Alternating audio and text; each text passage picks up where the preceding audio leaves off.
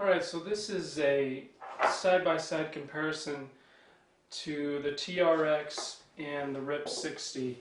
So this is actually part 2 of a video that I was putting together for the RIP 60, and I just wanted to compare the two products. We're starting from the top, working our way down. They have the loop here so you can attach them to almost anything if you wanted to do a workout that wasn't using a door. You can easily connect. This is TRX, comes with a carabiner at the top. You can wrap this around any tree or pole and easily do a workout. The RIP 60 comes with a carabiner and also has the same type of option that you can hook that to anything. The advantage as you move down is that on the TRX, if you go all the way down there, you actually have to purchase a separate door anchor. This unit that I bought did not come with this is actually the TRX Professional, and it did not come with a door anchor, so that's an extra $25. This unit was $149, and so the advantage to the RIP 60 is it actually comes with the door anchor pre-installed on the unit, so that's kind of nice. What you actually do is it's got this acts as your door anchor, so you would go ahead and close the door. This would be in the door jamb here, and the door would close on this, so it would actually pull on this thing here to keep the door, keep the RIP 60 from pulling through the door. So this is actually the door anchor already installed on the RIP 60. So that's an advantage, I would say, over the TRX that the RIP 60 has. Moving down the TRX, as you come down, the RIP 60 actually has something they call the carriage, and it has a pin system which allows you to have a stable, firm workout without the straps moving, or you can pull the pin out and move it up top, and you can do a rotation workout.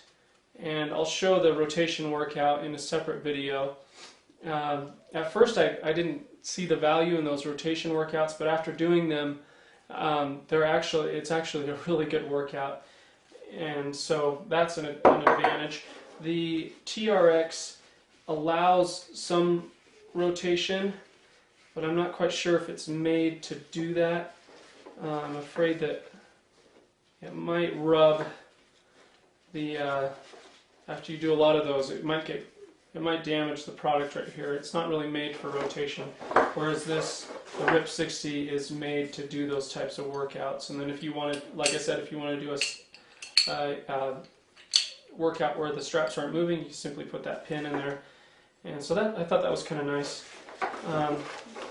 Moving on down the straps, you go down, you've got the ability to sort of pull the straps up and down. There's not major differences there. The RIP 60 does have a Velcro piece, whereas the TRX doesn't. It stays together, which is kind of nice. It keeps the straps from dangling and getting too long, but really very similar that way, other than that Velcro.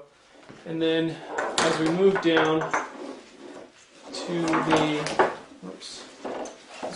to the brackets, they're also very, very similar. They're almost identical, really.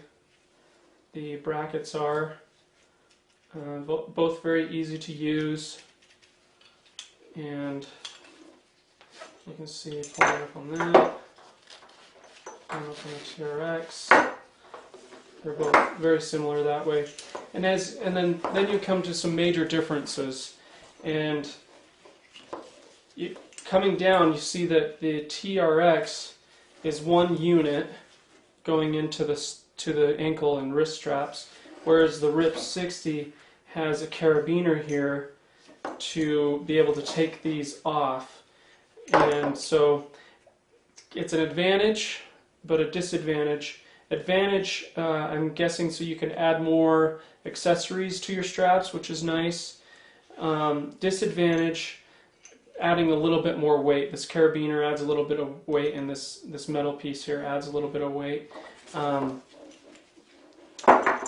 then looking at the straps, comparing the two, you can see that the RIP 60 is a very large handle here. There's a lot of room for your foot to be put in there, and then the TRX has got a piece for your hand to grab, and then your foot to go in here. Out of the two, I actually like the TRX handle better. The handle has some foam padding on here, so it's a little bit nicer to grip the TRX, and it's nice to have this foot strap right here that I can easily put my foot in. I noticed doing my workouts with the RIP 60 that when I go to do, well, for one, this is like a hard plastic, not the nicest thing to be holding on to, and then when I need to do a foot workout where my foot is in the strap, you actually have to rotate this. You can or can't, but I prefer to actually rotate this out of the way since it is hard plastic and put my foot into that. Not a huge issue, but I do prefer I do like the TRX handles better than the RIP 60. And looking at the bags, the RIP 60 is obviously a lot bigger. The RIP 60 is actually a bigger unit. It weighs a little bit more than the TRX. So the RIP 60 comes with the wall chart, and the TRX does come with a wall chart as well. Let's see. Let's find the wall chart. I did like the TRX wall chart in the way that it's more compact. It's not going to, like, this is just paper, it can easily be crinkled and ripped, whereas this is this is actually waterproof and a lot more compact.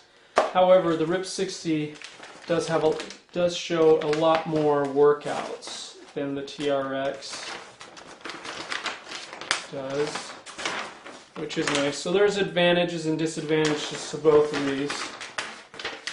TRX that I have just has one DVD, whereas the RIP 60 comes with 12 workout discs. And the RIP 60 actually comes with a nutrition guide, whereas the TRX did not come with a nutrition guide. So with your workouts, starts you in week 1, week 2, week 3, and it gives you a guideline for your eating while you're doing your workouts in the 60 days. So my pick is the RIP 60 over the TRX. 1, because of price. 2, because of the unit all being in one nice package with the door anchor and the other items like the nutrition guide and the more workout DVDs that are already part of the package all in one. So there you go.